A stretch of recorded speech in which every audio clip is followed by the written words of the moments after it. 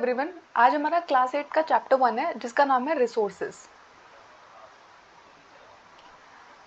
तो रिसोर्सेज पढ़ने से पहले ना हम कुछ टर्म्स के बारे में पढ़ेंगे। आपने ना ये टर्म्स शायद सुनी होंगी, शायद नहीं सुनी होंगी। ठीक है, तो यूटिलिटी का मतलब क्या होता है? तो यूटिलिटी का मतलब होता है यूजेबिलिटी। अगर एक आपके पास कोई ऑब्जेक्ट है और उसका कोई यूज़ नहीं है लाइफ में, ना उस चीज़ का कोई वो हमारे कोई काम नहीं आती है, तो उसकी कोई यूटिलिटी नहीं होगी। ठीक है, तो यूटिलिटी उस चीज़ की अगर है, तो जैसे कि वाटर है, तो अगर आपके सर्वाइवल के लिए, पानी पीने के लिए वाटर बहुत इंपॉर्टेंट है ना। अगर आपके घर पे बिजली ना हो, ठीक है, तो उसकी बहुत ज़रूरत है ना। ठीक है, किताबें आपके पढ़ने के लिए बहुत ज़रूरी है ना। तो यानी कि उनका है ना कोई यूज़ होना चाहिए आपकी लाइफ को बेटर बनाने के लिए, तो उसको हम बुलाते हैं यूटिलिटी। अब उसके बाद होता है वैल्यू।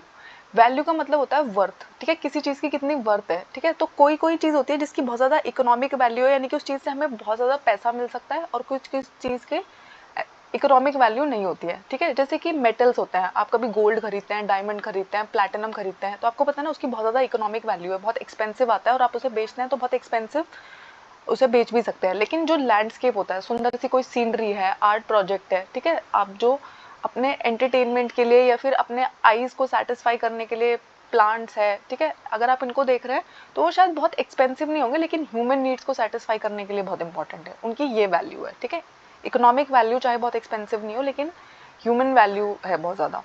उसके बाद आता है पेटेंट। तो पेटेंट का मतलब क्या होता है? अगर आपने है ना कोई चीज़ डिस्कवर की है, ठीक है, कोई चीज़ आपने बनाई है, इन्वेंट की है, सॉरी डिस्कवर नहीं की है, इन्वेंट की है, ठीक है, और उसके ऊपर है ना सिर्फ आपका ही एक्सक्लूसिव राइट है, यानी कि अगर उस आइडिया को कोई और चोरी चोरी करता है, यूज़ करता है, तो आप है ना उसके अगेंस्ट केस कर सकते हो।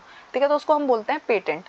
ठीक है, जैसे कि इंडिया में है ना कोई चीज़ होती है जिसको हम बोलते हैं कि इसका पे है ना इंडिया का पेटेंट है, यानी कि अगर कोई दूसरी कंट्री उस आइडिया को यूज़ करना चाहती है तो उसे है ना पहले इंडिया को उसके लिए पे करना होगा। ठीक है, पेटेंट रॉयल्टी देनी पड़ेगी। ठीक है, उसके बाद आता है टेक्नोलॉजी। तो टेक्नोलॉजी आपको पता है ना, आजकल ये जो सारी चीज़ें हम कर पाते हैं वो सब टेक्नोलॉजी के यूज़ की वजह से कर पाते हैं ना, जो हमारे लिए चीज़ों को करने में आसानी होती है। ठीक है, जैसे आप ये क्लास ऑनलाइन देख पा रहे हो, तो ये सब टेक्नोलॉजी है ना। ठीक है, वाईफाई की हेल्प से, यूट्यूब की हेल्प से, ठीक है, पावर पॉइंट प्रेजेंटेशंस की हेल्प से आप ये क्लास देख पा रहे हैं। ये सब क्या है? टेक्नोलॉजी का पार्ट है। ठीक है, तो यूटिलिटी, वैल्यू, पेटेंट, टेक्नोलॉजी, ये सारे टर्म्स आपको क्लियर है। उसके बाद आता है रिसोर्सेज। ठीक है, नेचुरल रिसोर्सेज क्या होते हैं? तो रिसोर्सेज का मतलब होता है वो सारी चीज़ें जो हमें नेचर से मिली है। ठीक है, अगर हमने उसमें बहुत ज़्यादा अपना मॉडिफिकेशन नहीं किया तो उसको हम क्या बुलाएंगे? Natural resources. जैसे कि हवा जो आप ले रहे हैं, ऑक्सीजन जो आप ब्रीथ करते हो, उसको आपने नहीं बनाया, उसको नेचर ने आपको दिया है। ठीक है, जो पानी हमारी नदियों में है, ग्लेशियर्स में है, और जो सॉइल होती है हमारे क्रस्ट पे, जो सॉइल है, वो सब कुछ क्या है? नेचुरल रिसोर्सेज का पार्ट है। नेचुरल रिसोर्सेज दो पार्ट में डिवाइडेड होते हैं। पहला पार्ट है रिन्यूएबल सोर्सेज, दूसरा पार्ट है नॉन रिन्यूएबल सोर्सेज। ठीक है, रिन्यूएबल सोर्सेज का मतलब होता है वो सारे सोर्सेज जो है ना रिन्यू हो सकते हैं, रिप्लेनिश हो सकते हैं, यानी कि अगर आपने उन्हें एक बार यूज़ कर दिया ना, दोबारा से वो आपको मिल जाएंगे। ठीक है, जैसे कि सोलर एनर्जी, अगर आज आपने सारी सोलर एनर्जी यूज़ कर ली तो कल दोबारा से सूरज निकलेगा और आप उसको यूज़ कर सकते हैं। ऐसे ही विंड एनर्जी है, हवा कल भी चलेगी। ठीक है, नॉन रिन्यूएबल सोर्सेज होते हैं जिनको आपने एक बार यूज़ किया और वो खत्म हो जाते हैं। ठीक है, उनको फिर दोबारा बनने के लिए thousands and millions of years लग सकते हैं। ठीक है, जो है कोल, पेट्रोलियम, नेचुरल गैस। ठीक है, तो ये तीनों क्या है? Non renewable sources. आपको पता है ना, धीरे धीरे पेट्रोल खत्म हो जाएगा, कोयला खत्म हो जाएगा, क्यों? क्योंकि उनको बनने में मिलियंस ऑफ ईयर्स लगते हैं। ठीक है, तो वो नॉन रिन्यूएबल सोर्सेज है। उसके बाद आते हैं human made resources. Human made resources वो होते हैं जिनको है ना ह्यूमंस ने बनाया है। ठीक है, अब देखो, जैसे अगर आपको है ना आयरन का ओर मिला, ठीक है, तो आयरन का ओर है ना तब तक यूज नहीं हो सकता जब तक है ना ह्यूमंस उसे एक्सट्रैक्ट नहीं करे, क्योंकि नेचर ने तो सिर्फ आपको आयरन ओर दिया, लेकिन उसमें से एक काम का पार्ट उस निकाल के उसका यूज़ करना, वो सब किसने किया है? ह्यूमंस ने किया है। आयरन से बिल्डिंग बनाना, ब्रिज बनाना, रोड बनाना, व्हीकल्स बनाना, ये सब कुछ क्या है? ह्यूमन मेड रिसोर्सेज है। ठीक है, और जो टेक्नोलॉजी है वो भी ह्यूमन मेड रिसोर्स है ना। ये सारी चीज़ें किसने डिस्कवर की है?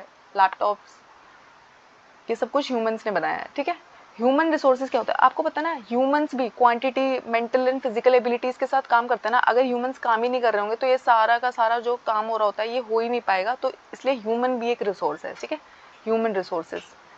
ठीक है, तो लोगों को हम क्या बुलाते हैं? Human resource. क्योंकि सोचो, एक बहुत बड़ी कंपनी है, फाइनेंस कंपनी है, या फिर कोई बहुत बड़ा बैंक है, लेकिन अगर उसमें लोग ही काम नहीं करते होंगे, ठीक है, तो कौन करेगा? ये सारा काम कौन करेगा? ठीक है, तो ह्यूमन रिसोर्स भी बहुत इंपॉर्टेंट है।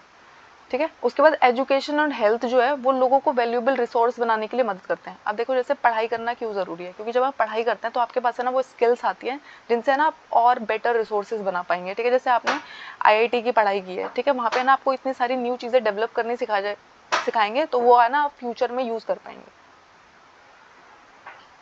उसके बाद आता है रिसोर्स कंजर्वेशन। तो आपके पास है ना इतने सारे रिसोर्सेज है लेकिन आपको उन्हें बचाना भी तो होगा ना। आपको पता है ना हमें अपने रिसोर्सेज को बहुत ही बैडली यूज़ करते हैं, ठीक है, तो वो है ना ख़त्म हो जाते हैं। ठीक है, तो इसलिए हम उनका ना केयरफुली यूज़ करें, वो रिन्यू होते रहे, इसको हम बुलाते हैं रिसोर्स कंजर्वेशन।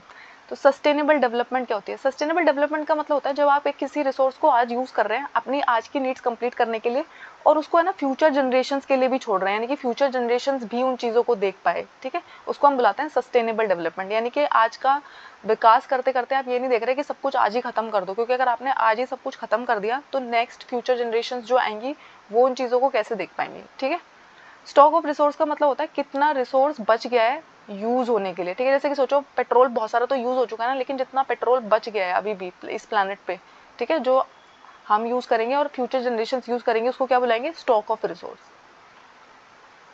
सस्टेनेबल डेवलपमेंट के कुछ प्रिंसिपल क्या होते हैं? सस्टेनेबल डेवलपमेंट के प्रिंसिपल होता है कि आप है ना लाइफ फॉर्म्स की रिस्पेक्ट करोगे, यानी कि चाहे वो एक प्लांट है, चाहे वो एक एनिमल है, चाहे वो ह्यूमन बींग्स है, चाहे वो कोई बैक्टीरिया है, आप है ना उसको हार्म नहीं पहुंचाओगे। ठीक है, उसके बाद है ना आपको ह्यूमन लाइफ की क्वालिटी इंप्रूव करनी है। ठीक है, उनको better air, better water, better सारी की सारी फैसिलिटीज़ मिले, लेकिन दूसरे जो लिविंग बींग्स हैं उनकी लाइफ डिस्ट्रॉय नहीं होनी चाहिए। ठीक है, आप है ना अर्थ की डाइवर्सिटी को कंजर्व करने की ट्राई करोगे। आपको पता है ना जब हम बहुत सारी बिल्डिंग्स बनाते हैं, डैम्स बनाते हैं, फ्लाईओवर्स बनाते हैं, तो हम क्या करते हैं? बहुत सारे प्लांट्स को काट देते हैं। ठीक है, बहुत सारा रिवर वाला एरिया डैमेज कर देते हैं। ठीक है, बहुत सारी वहाँ पे जो वाटर लाइफ थी, एक्वेटिक लाइफ थी, उसको डैमेज कर देते हैं। ठीक है, तो हमें ऐसा नहीं करना है। उसके बाद है ना हम नेचुरल रिसोर्सेज को इतना ज़्यादा यूज़ करते हैं, इतना ज़्यादा यूज़ करते हैं कि वो ख़त्म हो रहे हैं। ठीक है, तो उनका है ना डिप्लीशन नहीं करेंगे, हम उनको ख़राब नहीं करेंगे। हमारा जो पर्सनल एटीट्यूड है उसको चेंज करेंगे। जैसे कुछ लोगों का क्या होता है, उनके घर पे ना अभी इलेक्ट्रिसिटी की कोई ज़रूरत नहीं है, उस रूम में कोई नहीं बैठा है, लेकिन वहाँ पे फ़ैन चलता रहेगा, वहाँ पे इलेक्ट्रिसिटी ऑन रहेगी। ठीक है, तो ये वेस्टेज है ना, तो ऐसा वेस्टेज आपको नहीं करना है। बहुत सारे लोग क्या करते हैं, पानी पूरा भर जाएगा लेकिन मोटर चलाए रखते हैं। ठीक है, या फिर जो काम में ना बहुत थोड़ा सा पानी यूज़ हो सकता है उसमें ना इतना सारा पानी वेस्ट करते हैं। ठीक है, उसके अलावा है ना कम्युनिटीज़ की हेल्प करेंगे कि वो अपने इन्वायरमेंट की केयर कर पाए। थैंक यू, आई होप आपको कोई डाउट नहीं है। अगर कोई डाउट है तो वो मुझे कमेंट्स में बताइएगा।